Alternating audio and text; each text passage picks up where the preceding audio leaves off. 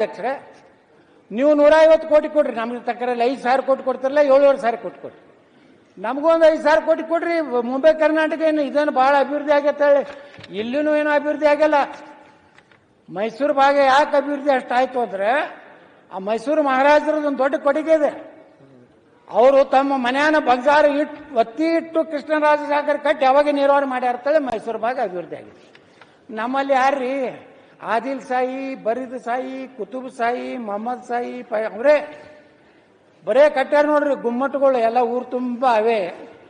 ಮ್ಯಾಗಿಂದ ಹಿಂಗೆ ಡ್ರೋನ್ ಬಿಟ್ರೆ, ನಾನು ಬಿಜಾಪುರದಾಗ ಒಮ್ಮೆ ನಮ್ಮ ಮುನಿರತ್ನ ಬಂದಿದ್ರು ಮಂತ್ರಿ ಇದ್ದಾಗ, ಅಧ್ಯಕ್ಷರೇ ನನಗೆ ಫೋನ್ ಮಾಡಿದ್ರು, ಆ ಹೆಲಿಕಾಪ್ಟರ್ನ ಬಂದು ಇಳಿದು ಯತ್ನಾಳನ್ನ ಇಷ್ಟು ಅದಾವಲ್ಲ ಇವೆಲ್ಲ ಬರೇ ಗುಮ್ಮಟರೇ ಕಾಡ್ಸೋದು, ಇದ್ರಾಗ ನೀ ಹೆಂಗೆ ಆರಿಸಿ ಬರ್ತೀಯ ಅಂತ ಕೇಳಿದ್ರು. ಬಿಜಾಪುರ ಹಂಗೆ, ಬೀದರು ಹಂಗೆ, ಕಲಬುರಗಿ ಹಂಗೆ, ರಾಯಚೂರು ಹಂಗೆ, ಸ್ವಲ್ಪ ಬೆಳಗಾವ ಮುಂಬೈ ಸಮೀಪದಿಂದ ಡೆವಲಪ್ಮೆಂಟ್ ಆಯ್ತು.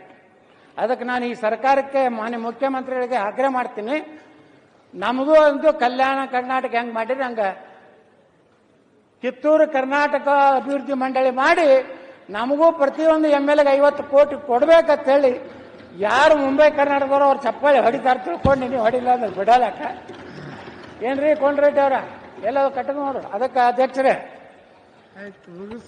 ಇನ್ನು ಮುಂದಿನ ಅಧ್ಯಕ್ಷರೇ, ಇದು ಬಹಳ ಬಹಳ ಸೀರಿಯಸ್, ರೈತರ ವಿರೋಧಿ, ರೈತರ ಬಗ್ಗೆ ಒಟ್ಟೆ ಕಾಳಜಿ ಇಲ್ಲಾರ್ದವು ಆ ವಿಷಯನು ಸತ್ಯವನ್ನು ನಾ ಇವತ್ತು ಹೇಳಬೇಕಾಗಿದೆ. ಅಲ್ಲ, ಕಳಸಾ ಬಂಡ್ರಿ ಯಾರಿಂದ ನಿಂತಂತ ಹೇಳಲ್ಲ. ಕಳಸಾ ಬಂಡೂರಿ ಹೇಳಿದ್ರಲ್ಲ, ಕೇಂದ್ರ ಮತ್ತು ರಾಜ್ಯ ಅಂತ ಎರಡು ಹೇಳಿದ್ರು ಅವರೇ. ನೋಡ್ರಿ, ನ್ಯಾಯಾಲಯದಾಗ ಪರಿಸರದ ಹೇಳದಲ್ಲ, ನರೇಂದ್ರ ಸ್ವಾಮಿ ಅವ್ರ ಪರಿಸರ ಹೇಳಿಲ್ಲ, ದಿಲ್ಲಿ ಪರಿಸರ ಹೇಳಿದ್ದು. ಅಲ್ಲಿ ಹೋದ್ರೆ ಬರೀ ಇದೆ ಹಣೆ ಬರ.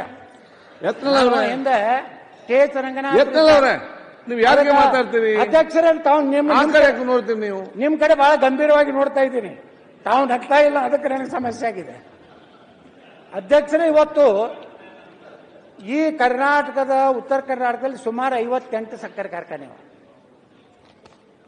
ಈ ರೈತರು ಮುಗ್ಧರಾದರೆ ಪಾಪ ಅವ್ರಿಗೇನೂ ಗೊತ್ತಿಲ್ಲ. ಮತ್ತು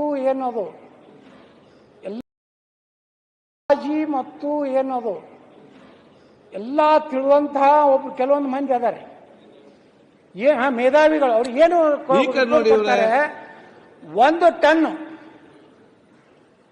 1 ಟನ್ ಕಬ್ಬನ್ನ ನುರಿಸಿದ್ರೆ ಒಂದು ಸಕ್ಕರೆ ಕಾರ್ಖಾನೆಗೆ 14,500 ರೂಪಾಯಿ ಉಳಿತಾವು. ಮತ್ತು ರೈತರು ಅವಾಗ 3,500 ಬೇಡೋದು ಏನು ತಪ್ಪೈತೆ ಅಧ್ಯಕ್ಷರೇ? ನೀವು ಹೇಳ್ಬೇಕಲ್ಲ, 14,500 ರೂಪಾಯಿ ಒಂದು ಟನ್ನಿಗೆ ಉಳಿತಿದ್ರ ಇವತ್ತಿನ ಎಲ್ಲಾ ಸಕ್ಕರೆ ಕಾರ್ಖಾನೆ ಮಾಲಕರು ಹೆಲಿಕಾಪ್ಟರ್ ಇಡ್ತಿದ್ರು.